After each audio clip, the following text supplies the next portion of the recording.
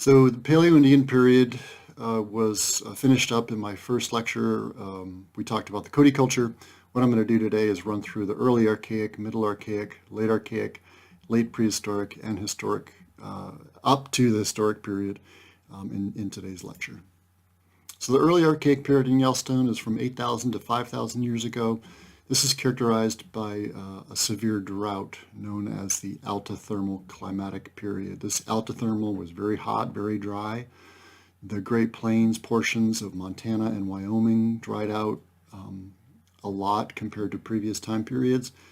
A lot of Native American population was pushed up into the mountains.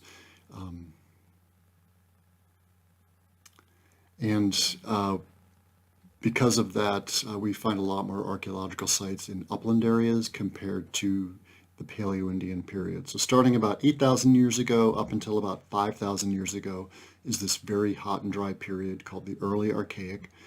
Bison antiquus evolved into the modern form of bison, and there was the innovation of a new type of projectile point that's very diagnostic of the early Archaic period. These are these large side-notched points that you can see up here on the screen. There's two key early Archaic sites that I'll talk about. One is the Fishing Bridge Point site, and the other is Mummy Cave. So the Fishing Bridge Point site is up on the northern end of Yellowstone Lake near Fishing Bridge. This is Yellowstone Lake at the far end of Yellowstone Lake within Yellowstone National Park. Fishing Bridge is the location where Yellowstone Lake empties into and starts the main portion of the Yellowstone River. So this is the Fishing Bridge Point site. You can see the different terraces that mark the former levels of the higher lake levels of Yellowstone Lake. So up until maybe 10 or 11,000 years ago, Yellowstone Lake levels were considerably higher than they are today. By the time Fishing Bridge Point was occupied about 6,000 years ago, the water levels were about the modern levels, as you can see in this photo. So this is Yellowstone Lake. We excavated this in 2009. It's a stratified site, meaning there's multiple occupations. The early Archaic occupation is about 6,000 years old, and there's Middle Archaic, Late Archaic, and Late Prehistoric occupations at this site as well. It's a small camp with lots of obsidian cliff obsidian. In terms of a comparison to the Osprey Beach site, which was the famous late Paleo-Indian Cody complex site, or Cody culture site down on the southern end of Yellowstone Lake on the west thumb, at Osprey Beach, late Paleo-Indians about 9,300 years ago used 17 different types of stone, whereas at Fishing Bridge Point, only 7 different types of stone were used, and of those, 90% of that stone was from one source, obsidian cliff. And what this means is that because of the hot and dry climates, Native Americans were constricting their travel. They weren't traveling as far, and they were sort of tethering their movements around known water sources. Mummy Cave is another archaeological site that's important for this time period during the early Archaic. This is just east of Yellowstone National Park. It's along the highway over to Cody out of the east entrance. The early Archaic site occupations at Mummy Cave date between about 7,000 years ago. There's 10 fire pits that were excavated that had associated large early Archaic stemmed points. The significant thing about Mummy Cave is that Native Americans lived there during the Paleo-Indian period, during the early Archaic, all the way up to the contact period, and even beyond that, and hunted bighorn sheep in every occupation. This is the most important site in terms of determining how long the Shoshone have been in Yellowstone. Some people argue that Mummy Cave indicates long-term use of the greater Yellowstone ecosystem by the Shoshone and their ancestors all the way back to 10,000 years ago. They found all kinds of bone artifacts, red ochre, which is used for ceremonial purposes, for painting. It's turned into a red paint. And lots of those large early Archaic side-notched points.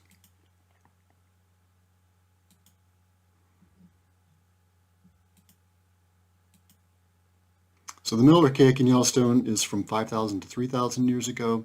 They are represented by this new type of diagnostic projectile point, which are called bifurcate or tri-notched projectile points. basically showing that there is on the base of the artifact, there's an indentation as well as two side notches or some sort of stemmed. So this is called a bifurcate projectile point, or McKean projectile point often is referred to in Wyoming and Montana. So there's two archaeological sites that we're talking about. Fishing Bridge Point is one of them. We just talked about that. And then the Yearling Spring site in Livingston. So the airport ring site is in Gardner. It's an early archaic stone circle site in the Great Plains. It has a fire pit that's 4,500 years old. And this indicates one of the earliest known uses of stone circles anywhere in the northwestern Great Plains, including the Rocky Mountains. And it certainly is the oldest known use of a teepee, or a stone circle, in Yellowstone National Park. This is the picture of that fire pit that dated older than 4,000 years ago within a stone circle. So the Yearling Spring Cache is 3,680 years old. It was excavated by an archaeologist named Scott Carpenter, who's out of Bozeman, and his archaeological consulting company called Inter-Resources Planning.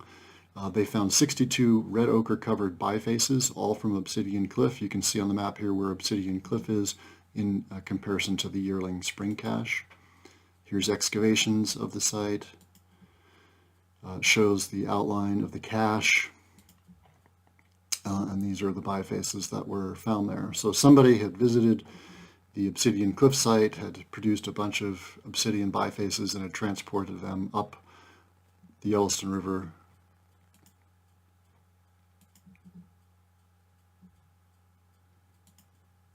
The later cake in Yellowstone is 3,000 to 1,500 years ago. We're still using the atlatl, or the spear thrower. These are the types of side-notched and corner-notched projectile points being used at this time. We see a peak of Native American populations during the period, not only because of the Hopewell interaction sphere, which is that trade network that was going on, but we also see a lot more animals, ungulates, especially bison. So this is an era of buffalo jumps and bison hunting. And because of that, Native Americans were collecting a lot of obsidian to use in hunting and for butchering all those animals that they were killing. And therefore, you have a lot of Native Americans coming into Yellowstone to collect that rock to produce more and more obsidian tools to trade and to use in their bison hunting. We see a lot more use of teepees. A lot of the teepees and stone circles that we find in Yellowstone date to this time period. The key Yellowstone sites that we'll talk about are Obsidian Cliff, the Yellowstone Bank Cache site, and this is one of the more common types of artifacts that we find in Yellowstone. Inevitably, if we find an archaeological site, we almost always find a late archaic artifact that dates from 3,000 to 1,500 years ago. So Obsidian Cliff is was used most extensively during this late archaic time period, and that was due to the travel and the trade that Native Americans were participating in. We'll talk more about this in section 3, but Obsidian Cliff became super, super popular, and many of the trenches and pits that were excavated to find the good obsidian were excavated during this time period by late archaic Native Americans. The Gardner Basin was very much actively used. The entire Yellowstone River Valley was very actively used during the late archaic period. This is a chart that shows the Gardner Basin archaeological survey of different projectile points that my teams and I found during our archaeological survey of the Gardner Basin. So this is around the town of Gardner. You can see on this map on the northern edge of Yellowstone National Park, just across from the Wyoming-Montana border, and there's a very steep increase in the use of later archaic projectile points. The Yellowstone Bank Cache site's another one of these really important sites along the Yellowstone River. This is just north of Gardner, Montana. We found 5 hearths or fire pits dating from about 1,600 to 2,200 years ago. We found evidence of lots of different animals being hunted, like bison and deer at this site, and very large food processing pits like the one you can see here in this photo. Beautiful late archaic projectile points. These corner-notched varieties of projectile points that you can see here are called Pelican Lake projectile points. We also found part of a biface cache that had already been identified by a local archaeologist named Tom Jardy. And that leads us into the last time period that I'll talk about in today's lecture. The late prehistoric time period in Yellowstone dates from about 1,500 years ago to about 200 years ago. It was during this time period that the bow and arrow was introduced, and it quickly was adopted over the atlatl or the spear thrower. So once the late prehistoric period starts, we see the use of the bow and arrow at about 1,500 years ago. We also see the introduction and use of Shoshone and Crow pottery in the region, and the key late prehistoric sites are Mummy Cave and Airport Rings. You can see in this photograph the difference in size of late prehistoric projectile points. They are much smaller, and that's because of the bow and arrow technology demanded much smaller projectile points than the later archaic side-notched points like this one that were used with spear throwers and atlatls.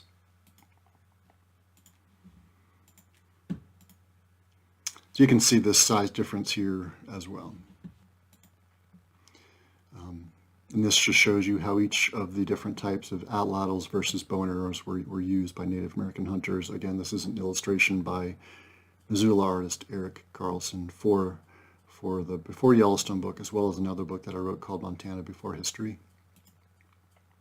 The advantage of the bow and arrow over the spear thrower and why it was so quickly adopted once it was introduced was that it provided a stealth factor, which meant you could get closer to animals without revealing yourself.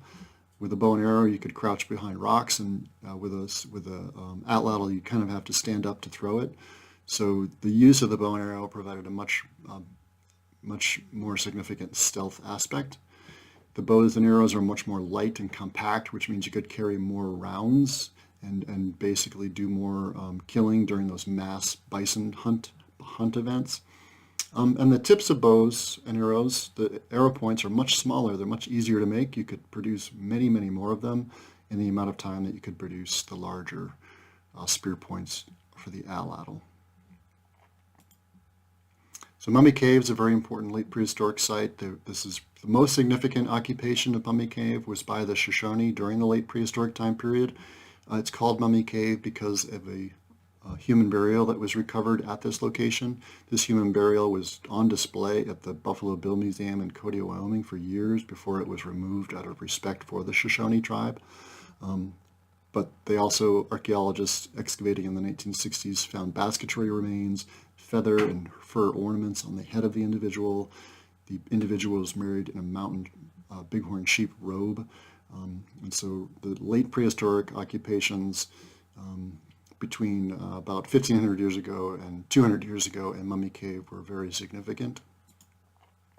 Another characteristic of late prehistoric and late archaic archaeological sites are stone circles. Those were used quite a bit during that period of buffalo hunting that started in the late archaic and into the late prehistoric time period. It's estimated that there's more than 5 million stone circles or teepee ring sites out in the Great Plains of Wyoming and Montana. That's not in Yellowstone, but there's hundreds of them alone in Yellowstone. And those stone circles were used to weight down the hides of the teepees. And so that's how we find evidence of those stone circle sites. This airport ring site is a significant site along the Yellowstone River.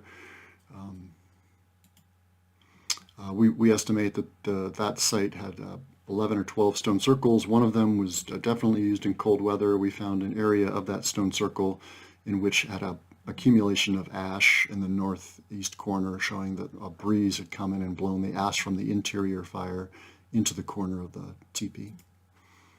Crow Hidatsa pottery is one of the varieties. It has an S-shaped rim. Shoshone pottery is just a flared flat rim and with no decoration on the sides. So the two different types of pottery are Shoshone and Crow pottery. And this wraps up the prehistoric chronology of Yellowstone National Park. This chart summarizes a lot of that, and that's in the Before Yellowstone book. And that's the end of this lecture 2 of the Native American history of Yellowstone.